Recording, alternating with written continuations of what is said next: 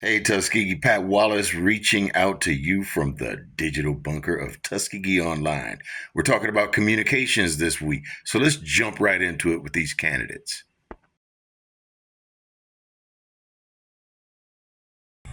Hey, Tuskegee, Pat Wallace here again with Tuskegee Online, and this is probably one of our most important interviews yet. We are talking to Chris Lee, who is your mayoral candidate for the city of Tuskegee in this upcoming election. Now, Brother Lee, you have been a part of our forum since 2016. You've come to every one of our forums. In fact, in 2020, your interview was the absolute most popular one. We had 6,000 people to respond to your interview last year. So people really like what you have to say. And personally, I have to say, I like your energy, and this important election is because the form of city government has changed. So now we need new energetic energy that can take on this challenge. And so I'm really wanting to hear how you plan to govern. And a lot of people are really interested in this information about communications. So thank you so much for joining us. Okay, thanks again for having me again, Tuskegee Virtual.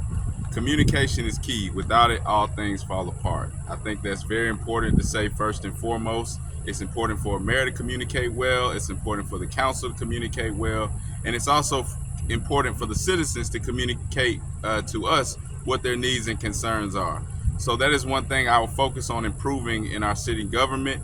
We're going to focus on improving transparency and government efficiency.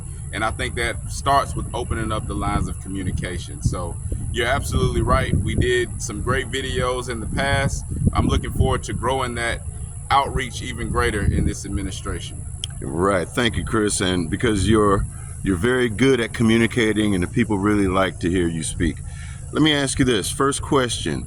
If you are elected, how will you keep citizens informed about important decisions, upcoming meetings, and policy changes in a way that is easy for everyone to access and to understand? I think that it starts with having an open front door policy at City Hall, at the complex. And I think that we should not run from the citizens' communications. We should take them, embrace them, and we should respond to them. Now, we have to keep certain decorum. We have to be respectful in city council meetings. But I think that it is important to hear what the citizens have to say, acknowledge that, so that we can know what to do moving forward. You're not going to always be able to fix everybody's problem when they tell them to you. But sometimes by just communicating that you're working on it or you're looking into it goes a long way. But I think we'll use our social media platforms. Personally, each individual council member, the mayor, should be active on social media, but I also think the city should use our platforms and create social media outlets. We also need a streaming platform for the city.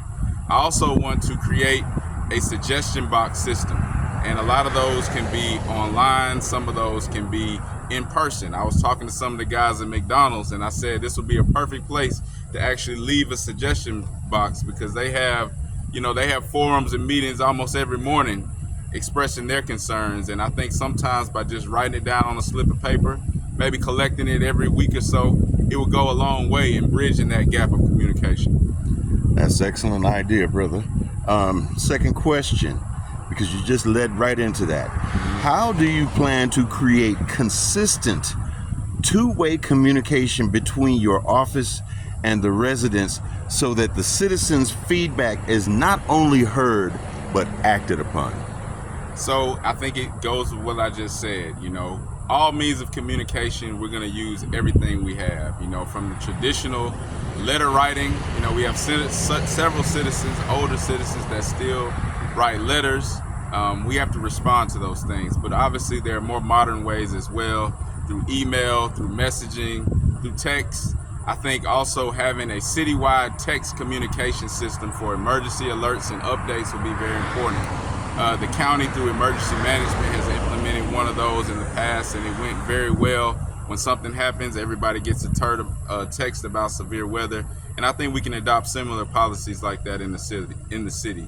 But to answer your question, we're not going to leave any mean of communication out. We're going to use everything that's available to us to communicate with the citizens and also make sure that our meetings are aired and streamed to the public as well.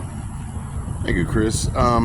This is one of the more important questions and a tough question that the residents really had concern about. In the past, many residents have felt that elected officials only engage with the public during campaign season and then disappear from view.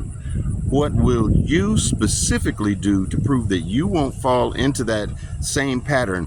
And how will citizens be able to hold you accountable if you do? Well, I'm going to pledge to continue to communicate with the citizens as I have been doing throughout the time that I've been on the council, but I'm going to get even more active on social media, as many people have seen during this campaign time. Sometimes social media can be addictive to a lot of people. You can get caught up scrolling and you can spend more time on there than you actually need to go deal with the problem. So I think it's about keeping a good balance.